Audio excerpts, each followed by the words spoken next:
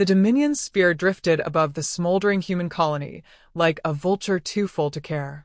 From orbit, the planet looked as though some careless god had dragged blackened fingers across its surface, rivers of smoke climbing through the thin clouds, flickering with fire beneath. Admiral Koresh lounged in the command chair, one clawed hand tapping idly on the armrest. He didn't bother looking at the destruction through the viewing pane. He had seen this too many times before to find it interesting. His voice, smooth and contemptuous, rolled through the bridge like a man stating the weather. "Another nest cleared," he murmured. "Do they even fight?" The crew chuckled softly, the sound sharp and metallic from creatures bred for war. Around them, the bridge glowed with a pale green light of Dominion technology, cold, angular, mercilessly efficient.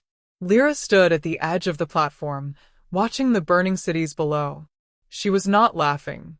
Commander Lyra, second in command, younger than most of the officers present, carried herself with the stillness of someone used to observing rather than boasting. Her black armor caught the dim light as she studied the planet with unblinking yellow eyes. It wasn't the destruction itself that held her attention. It was the people they had taken from it, the humans, now corralled and holding bays deep within the ship. She had seen prisoners before, many species, many worlds. They wept, begged, screamed, promised anything. These humans didn't. One in particular haunted her thoughts. A man, thin, face marked with soot, hands bound. He had looked at her when the guards shoved him forward, his expression calm, almost detached, as though he were the one observing her. That was not how prey looked at predators. Koresh's voice broke through her thoughts. "Commander," he drawled, "you seem fascinated by our little mammals. Do they amuse you?" She turned her head slightly, keeping her voice even. "They're unusual." Koresh snorted. "Unusual? They throw stones at orbiting warships. They die with primitive courage, yes, but courage is no weapon." The crew chuckled again. Lyra didn't. "They're too calm," she said softly. Koresh waved the remark aside. He was large even for his species, armor marked with old campaign scars, crest of black spines polished like a crown. He thrived on conquest, on the certainty of Dominion supremacy. Every war in living memory had ended the same way, the enemy crushed, the Dominion expanding. Humanity, to him, was simply another line on a long list. "Calm or not," he said, "their planet falls tomorrow. Earth, they call it. The name will look well on our banners." Lyra finally looked away from the burning world below. "We've taken 6 of their colonies already. Earth may be different." The Admiral smiled thinly. "Different? You think these creatures have a chance?" She hesitated. "I think they haven't reacted as prey should." Koresh's smile widened, showing too many teeth.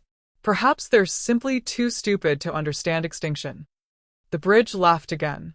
Hours later, when the fleet departed the ruined colony, the human prisoners were processed in silence. Lyra passed the same thin man again as guards shoved him into a holding cell. He met her gaze, without speaking.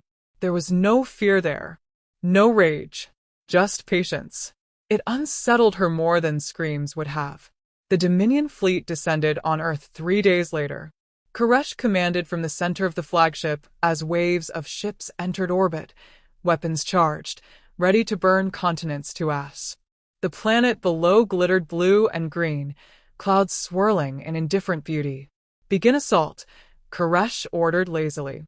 But Lyra felt it again. That tension, that sense of something coiled and waiting. Defense satellites powered down before the first strike hit. Cities went dark, systems shutting themselves off one by one as if the humans were abandoning them. Fleets retreated from orbit in tight formations, not scattered panic, but controlled withdrawal. Koresh laughed when he saw it. "They surrender already? Pathetic." Lyra watched the movements carefully. It was not surrender. It was strategy. A transmission pierced the Dominion channels then, human language translated by ship AI into Dominion tongue. Trial phase complete. Proceeding to stage 2. That was all it said. No threats. No demands. Just that. The bridge crew laughed again, but this time it sounded forced. Koresh waved it off. Desperation. Nothing more. But Lyra stood very still, eyes on the darkening cities below. Something about the calmness of the words chilled her. As the day wore on, Dominion forces swept through Earth's defenses with ease. Too much ease. The planet's resistance fell apart like paper before flame. Koresh gloated, preened, declared victory before the war was even finished. Yet Lyra kept noticing things. Abandoned bases with data cores wiped clean. Defense grids powered down deliberately. Retreating fleets that never scattered, always moving with eerie precision. She sent reconnaissance teams after the withdrawing human ships. Most never returned. Those that did reported nothing at all, as if the humans had vanished into space itself. The Dominion officers mocked the mystery, but Lyra felt the shape of a trap tightening around them.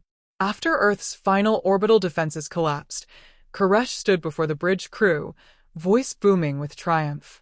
Behold the fall of Earth. Another jewel for the Dominion. The crew cheered. But Lyra looked down at the silent planet and saw not defeat, but design. That night she reviewed the prisoner logs again, searching faces until she found the thin man from before. He was still calm, still silent, eyes reflecting some secret knowledge, as though the war belonged to him, not them. 1%, she thought suddenly. That was what the analysts had predicted. The humans had 1% chance of resisting Dominion conquest. And yet, as she stared at the man behind the containment field, Lyra wondered if numbers could lie. The next morning, Koresh prepared his victory speech to the Dominion Council. The war was over, he said. Humanity finished. Earth theirs. But as he spoke, a new transmission came through every Dominion channel simultaneously. Human voice. Calm. Unhurried. Phase 2 engaged. Trial proceeding. No demands. No threats. Just a statement. Koresh scowled. The crew shifted uneasily. Lyra's eyes narrowed. Because the voice did not sound defeated. It sounded patient. And that was when she realized the humans had let them win. The fleet celebrated through the night anyway, deaf to the warning in that calm, measured tone. But Lyra did not celebrate. She sat alone in the observation chamber, staring at Earth's darkened cities below, a tightness growing in her chest like the pressure before a storm. The humans were waiting for something, and whatever it was, she feared the Dominion was about to find out. The first sign came quietly. 3 weeks after Earth's fall, Dominion patrol fleets vanished along the outer trade routes. Not destroyed, vanished. No distress signals, no wreckage, no survivors. Koresh dismissed the reports as pirates or malfunctions. Lyra didn't argue. She simply watched the Admiral drink in his victory, like a man too proud to notice the ground crumbling beneath him. But she saw the pattern forming. When the second wave of losses struck, 5 fleets gone in 24 hours, entire shipyards crippled by surgical precision, Lyra began studying human communications intercepted after Earth's capture. They spoke little, but when they did, their tone was never frantic. Calm. Always calm. One transmission replayed in her mind, the one that had preceded Earth's surrender. Phase 2 engaged. It was the way they said it. Not in desperation, but with the deliberate cadence of people following a plan. That was when the first new human warships appeared. Koresh was in council with his officers when Dominion scouts reported human fleets re-entering known space. The Admiral smirked when the holographic images appeared above the table, sleek, angular ships bearing no resemblance to the crude carriers humanity had used before. Their engines burned brighter, movement patterns impossibly tight, like hunters circling prey already bleeding. They've rebuilt faster than I expected, Koresh said with amusement. Foolish. We'll crush them again. But Lyra studied the images closely. These ships were nothing like the ones Dominion forces had destroyed. Their hulls bore strange, jagged patterns as if designed to scatter sensors. Their drive signatures hinted at speed far beyond Dominion standards. She thought of the abandoned human bases on Earth, the defense grids shutting themselves down before Dominion troops arrived. Had those been sacrifices? A cover for building these? Koresh leaned back in his chair, unconcerned. They have claws now, perhaps.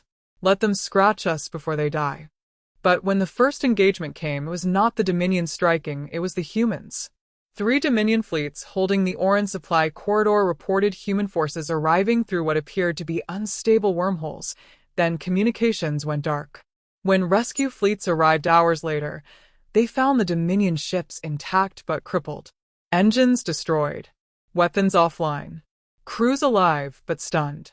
Not one human ship lost. Lyra watched the footage silently, arms folded behind her back. It was not war. It was dissection. The humans hadn't annihilated the fleets. They had taken them apart with surgical precision, like scientists studying anatomy. Koresh raged, of course. He paced the command deck, barking orders to double patrols, fortify trade routes, prepare retaliation strikes. But the anger looked brittle now, like a mask slipping from his face. They think this frightens us, he snapped to his officers. They think we will crawl back into our holes, because they bite? But Lyra saw something else in his eyes. A flicker of uncertainty. The next day, the humans spoke again. The transmission played across every Dominion frequency, impossible to block. A human voice, deep and steady. Stage 2 complete. Trial proceeding. No threats. No insults. Just that same unnerving patience. Koresh snarled at the words, but Lyra felt the hairs along her neck rise. The voice sounded as though everything was unfolding exactly as intended. It was then Koresh demanded full intelligence on humanity. History. Biology. Psychology. If they meant to frighten him, he would know why. The data came in fragments gathered from occupied worlds, old transmissions, captured archives. Koresh studied the files with growing irritation until one evening Lyra found him alone in the strategy chamber, face lit by the glow of human war footage. Grainy images of ancient tanks grinding across muddy fields. Black and white soldiers storming beaches through fire. Mushroom clouds climbing over deserts. Cities flattened in seconds by weapons built not for conquest, but for mutual annihilation. Koresh didn't speak for a long time. His eyes, usually bright with arrogance, reflected the glow of human wars with something colder. They've been fighting themselves, he said finally, voice low, for centuries. Lyra stepped beside him, watching the same images. The noise of human war filled the room. Distant screams, gunfire, the thud of artillery through old recordings. And they survived, she said softly. Koresh's jaw tightened. The footage shifted, spacecraft now, early human vessels turning weapons once aimed at each other outward, toward the stars. Failed colonies rebuilt. Civilizations nearly collapsing under their own violence, only to rise harder, faster, sharper each time. They were preparing for us, Lyra murmured. Koresh shot her a look. You think this is strategy? That they let us take their worlds to lure us in? Lyra didn't answer immediately. She remembered the silent human prisoner on Earth, the way he had looked at her without fear. The way the transmissions never begged, never threatened, only announced each phase like clockwork. Yes, she said finally. Koresh turned back to the screens. One showed human leaders during something called the Cold War, decades spent under threat of annihilation, yet never destroying themselves. Another showed military parades, fleets of machines built for conflicts they barely avoided. Predators, she thought. They learned by fighting themselves first. When Koresh finally spoke, his voice carried less certainty than before. They're a young species. Reckless. Whatever technology they have now, we still outnumber them 10-1. But even he didn't sound convinced. That night the Dominion Council met via long-range projection. Koresh reported human attacks, their new fleets, the growing disruption along trade routes. Some council members mocked the threat, calling humans an inconvenience, nothing more. Others looked uneasy, but said nothing against Dominion pride. It was Lyra who finally spoke, her voice cutting through the bickering. They fight as if extinction is routine, she said. As if war is not chaos to them, but memory. Something they've mastered. The council chamber fell silent for a moment. Then the first speaker leaned forward, crest bristling in faint amusement. You suggest they pose true danger? I suggest, Lyra said carefully. We stop assuming victory is inevitable. Laughter rolled across the chamber, sharp and dismissive. Koresh watched her, but said nothing. When the meeting ended, with orders to crush the humans in one decisive strike, Lyra walked the dark corridors of the flagship alone. Through the observation window, stars stretched endless and cold. Somewhere out there, the human fleets were moving, silent, patient, precise. She thought again of the prisoner's calm eyes. The transmissions announcing each phase like steps in a dance only one side understood. Whatever trial humanity had spoken of, it was still unfolding. And Lyra feared the Dominion was already failing it. The Dominion fleet assembled in orbit above Vethar Prime, 100 warships gleaming like black knives against the starlight.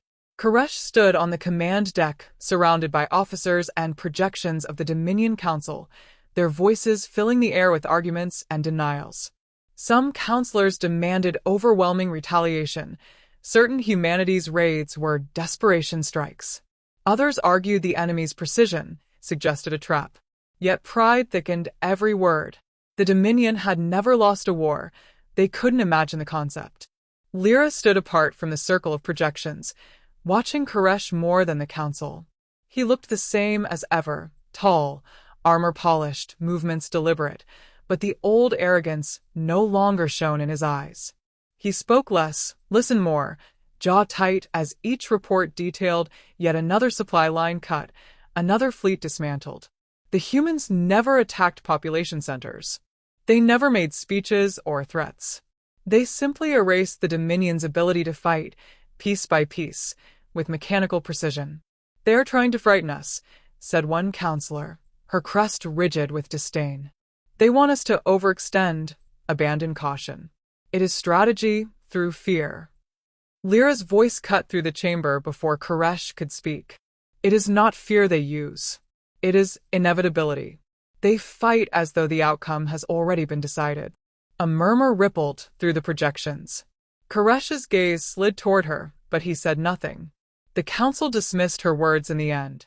Orders were issued.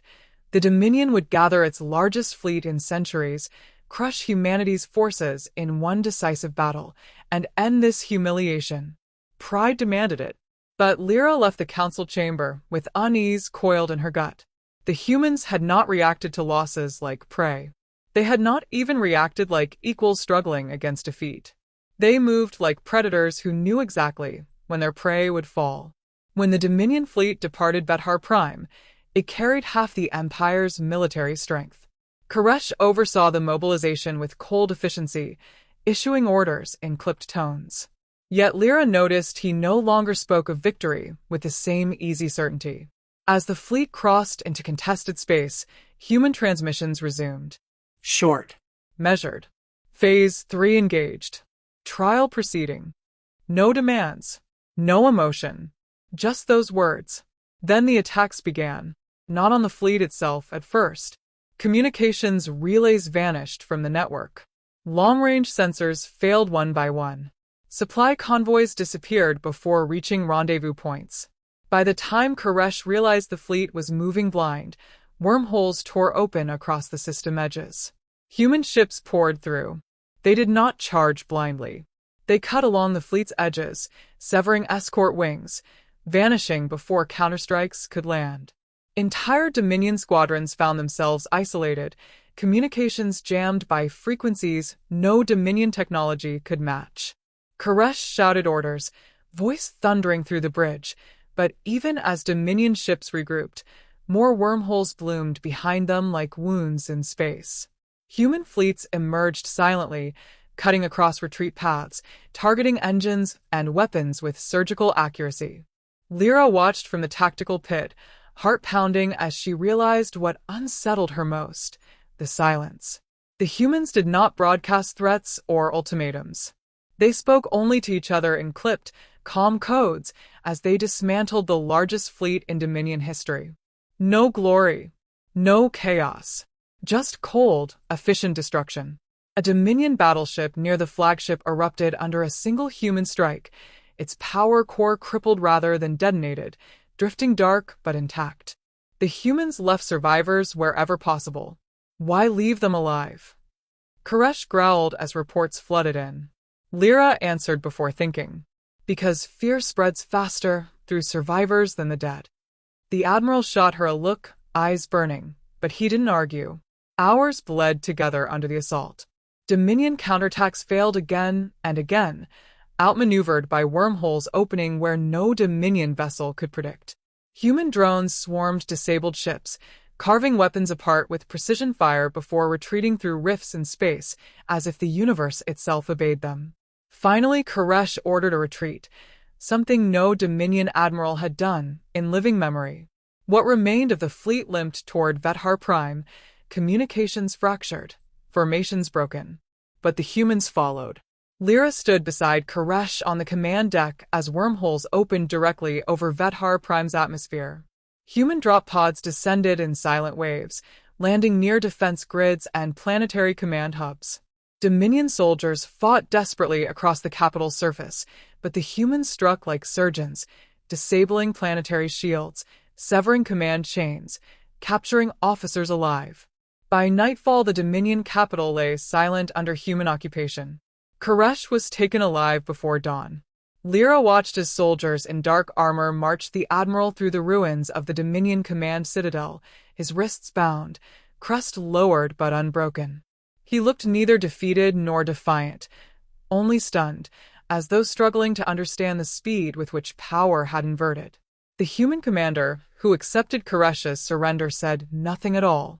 He only nodded once, signaling the war was over. But Lyra felt no relief as she watched Dominion banners torn from the citadel walls and replaced by the stark insignia of humanity. Because the humans never celebrated, never cheered. They moved through victory as calmly as they had through battle, as though this outcome had been inevitable since the first transmission, since Earth itself. And Lyra realized the trial humanity spoke of was not ending. It was only changing shape.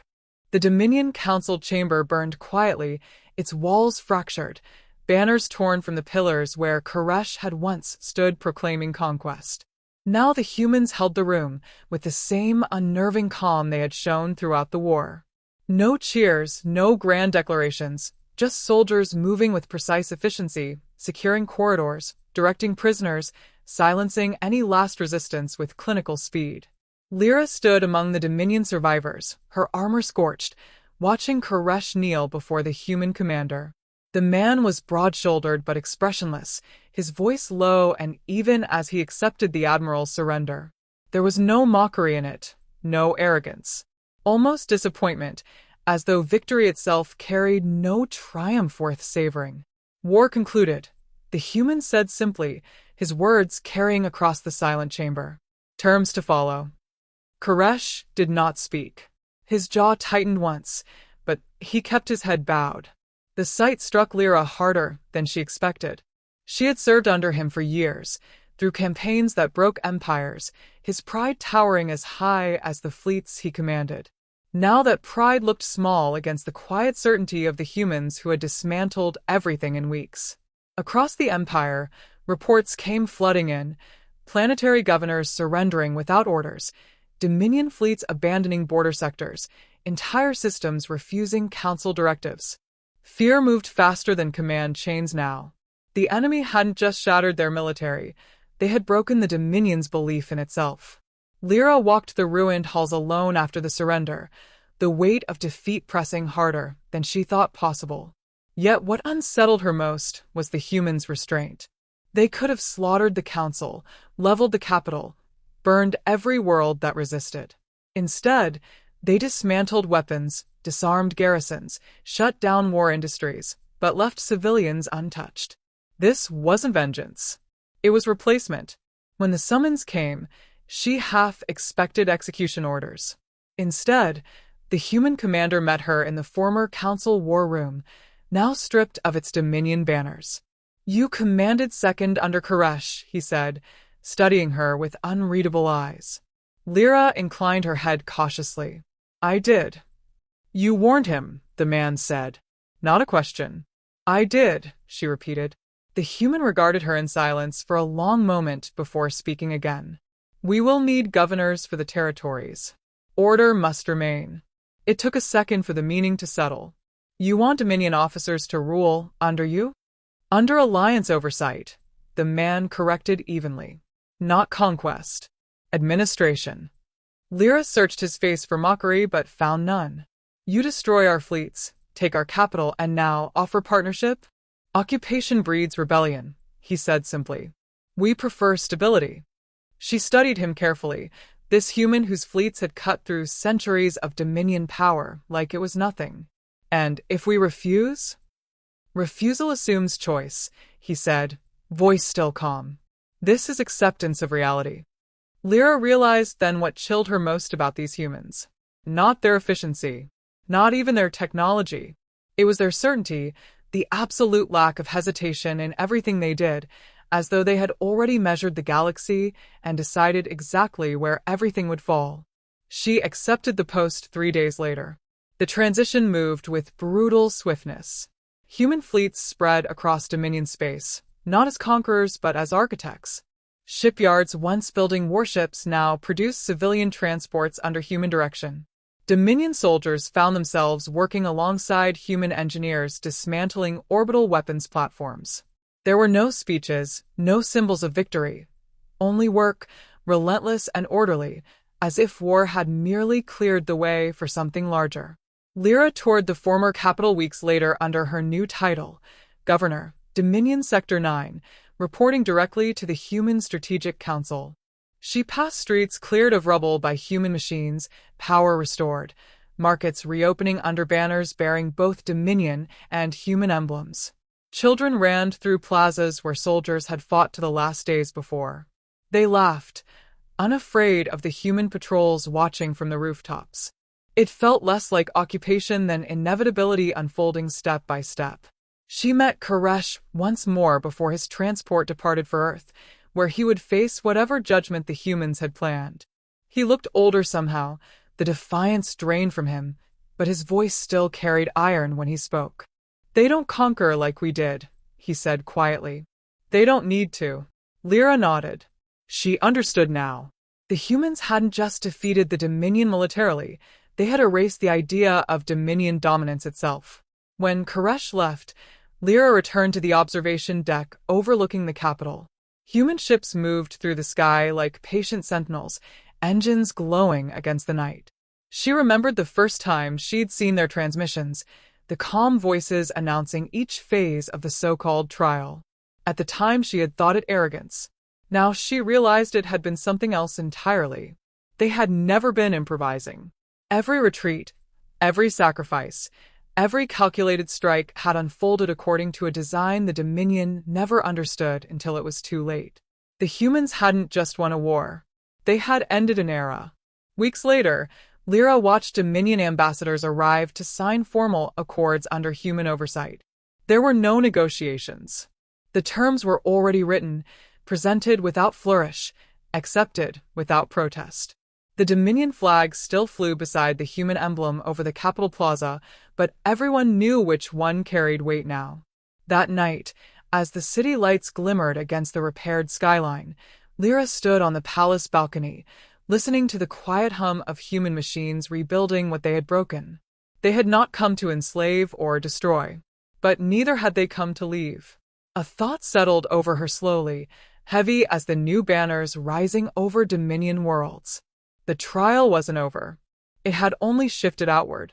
The humans had been awakened, united, sharpened by war in ways no empire had managed before. And now the galaxy itself lay before them. Lyra watched the human fleets depart one by one into the dark, engines flaring toward distant stars, and wondered which world would wake next to find the trial at its gates. Because the humans were building something larger than victory. They were building permanence.